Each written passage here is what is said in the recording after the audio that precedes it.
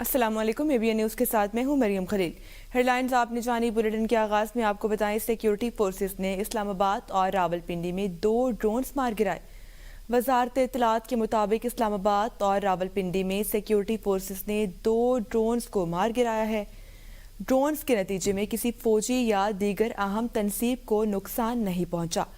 وزارت اطلاعات کے مطابق فتنہ الخوارج کے ڈرونز کو فورسز نے جدید تکنیک سے ناکارہ بنا دیا۔ وزارت اطلاعات کے مطابق دونوں ڈرونز کا ملبہ بھی حاصل کر لیا گیا ہے۔ طالبان رجیم کے تمام دعوے بے بنیاد ہیں۔ ڈرونز کے ملبے سے معمولی نقصان ہوا ہے۔ وزارت اطلاعات کے مطابق طالبان حکومت کے دعووں کے حق میں کوئی قابل تصدیق شواہد موجود نہیں۔ دعویٰ پھر ظاہر کرتا ہے طالبان حکومت دہشت گرد تنظیموں کی پشت پناہی کر رہی ہے۔ ان دہشت گرد تنظیموں میں بھارتی حمایت یافتہ گروہ فتنہ الہندوستان اور فتنہ الخوارج شامل ہیں۔ حالیہ دنوں میں پاک فضائیہ کے طیارہ گرانے اور پائلٹس پکڑنے کے جھوٹے دعوے بھی سامنے آئے۔ بعد میں طالبان حکومت نے اکاؤنٹس نے یہ جھوٹے دعوے خاموشی سے حذف کر دیے۔ جھوٹ اور پروپیگنڈے کے مقابلے میں سچ ہمیشہ غالب آتا ہے۔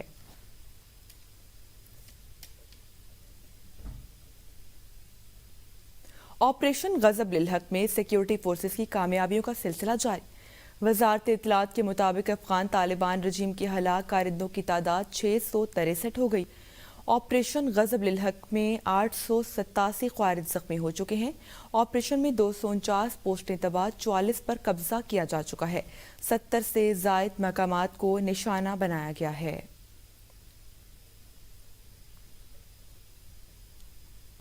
امریکہ نے ایران کے رہبر مجتبیٰ خامنہئی سمیت ایرانی پاسداران انقلاب کے رہنماؤں 10 رہنماؤں سے متعلق اطلاعات کی فراہمی کے لیے $1 کروڑ تک انعام اعلان کر دیا۔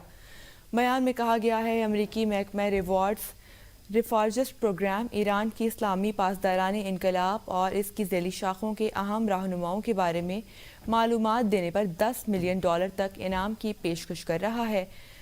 بیان کے مطابق اسلامی پاسداران انقلاب ایران کی سرکاری فوج کا حصہ ہے اور ایران کی جانب سے دہشت گردی کو ریاستی پالیسی کے ایک اہم ہتھیار کے طور پر استعمال کرنے میں مرکزی کردار ادا کرتا ہے۔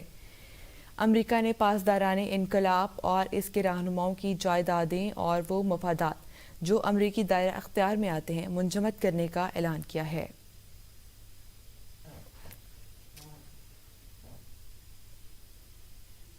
بہت جلد ایران کی تمام دفاعی کمپنیاں تباہ کر دی جائیں گی۔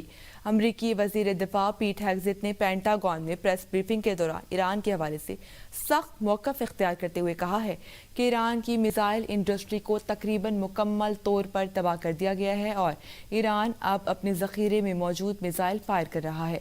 امریکی وزیر دفاع کے مطابق ایران کی قیادت زیر زمین چلی گئی ہے، جبکہ سپریم لیڈر مجتبیٰ خامنہئی کے زخمی ہونے کی اطلاعات بھی سامنے آئی ہیں۔ ایرانی قیادت بنکرز اور شہری علاقوں کا رخ کر چکی ہے۔ ایران پر امریکی حملوں کی شدت میں مزید اضافہ متوقع ہے۔ امریکی وزیر دفاع کا کہنا ہے کہ ایران کے خلاف پیش قدمی جاری رکھی جائے گی اور امریکی افواج اپنے اہداف کے حصول تک کارروائیاں جاری رکھیں گے۔ جنگ کب ختم کرنی ہے فیصلہ صدر ٹرمپ کریں گے۔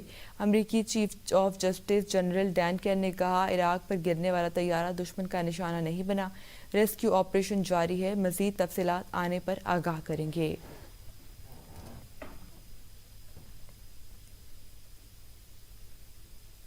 امریکہ کے نائب صدر JD وینس نے ٹرمپ کی تعریفوں کے پل باندھ دیے۔ امریکی صدر کی قیادت کو تیز رفتار اور فیصلہ کن قرار دے دیا۔ JD وینس کا کہنا تھا کہ صدر ٹرمپ انتہائی بے صبر اور متحرک رہنما ہیں جو مسلسل مزید اقدامات اور تیز پیش رفت پر زور دیتے ہیں۔ صدر ٹرمپ اور کانگریس میں ریپبلکن قیادت کے پہلے سال کے دوران امریکہ کو دوبارہ مضبوط بنانے اور امریکن ڈریم کو بحال کرنے کی کوششیں جاری ہیں۔ صدر ٹرمپ کے مطابق حکومت کا مقصد ملک کو دوبارہ عوام کے لیے مضبوط بنانا اور ریاستوں کے شہریوں کو زیادہ مواقع فراہم کرنا ہے۔ تہران سمیت ایران بھر میں یوم القدس پر ریلیاں۔ تہران میں انقلاب اسکوائر میں ریلی کے دوران فضائی حملے اور زوردار دھماکے، بے خوف شہری نعرہ تکبیر بلند کرتے رہے۔ ایرانی قیادت سمیت بڑی تعداد میں لوگ شریک۔ امریکی اور اسرائیلی حملوں کے باوجود ایران بھر میں فلسطین کے حق میں ریلیاں نکالی گئی۔ ایرانی صدر مسعود پزشکیان، وزیر خارجہ، ایرانی کابینہ کے ارکان، چیف جسٹس سپریم کورٹ اور سیکریٹری ایرانی سلامتی کونسل بھی شامل۔ ریلی کے دوران فضائی حملے اور زوردار دھماکوں کے نتیجے میں ایک خاتون شہید، حفت چنار محلے بمباری میں 2 افراد شہید، 10 سے زائد زخمی، 100 رہائشی یونٹس کو نقصان پہنچا۔ علی لاریجانی نے یوم القدس پر تہران کی سڑکوں پر گھومتے ہوئے امریکی وزیر دفاع کو پیغام دیا: مسٹر ہیگزت، ہمارے رہنما ہمیشہ سے عوام کے درمیان رہے ہیں اور اب بھی ہیں، لیکن آپ کے رہنما ایپسٹن کے جزیرے پر ہیں۔ ٹرمپ ایرانی عوام کی طاقت کو سمجھنے میں ناکام رہے۔ ایرانی وزیر خارجہ عباس اراغچی نے کہا: اسرائیل اور امریکہ کے وحشیانہ حملوں کے باوجود لاکھوں شہری تہران اور دیگر شہروں میں سڑکوں پر نکلے۔ دشمنوں کو ایرانی عوام کی طاقت کو تسلیم کرنا پڑے گا۔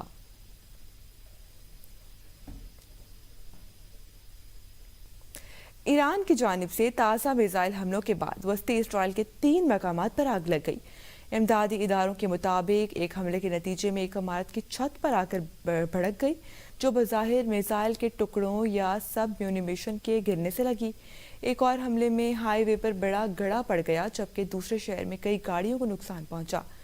اسرائیلی میڈیا کے مطابق حملوں کے درست مقامات کی تصدیق نہیں کی گئی۔ ذرائع کے مطابق تل ابیب کے متاثر ہونے کے دعوے بھی کیے جا رہے ہیں۔ امدادی ٹیمیں موقع پر پہنچ کر صورتحال کا جائزہ لے رہی ہیں۔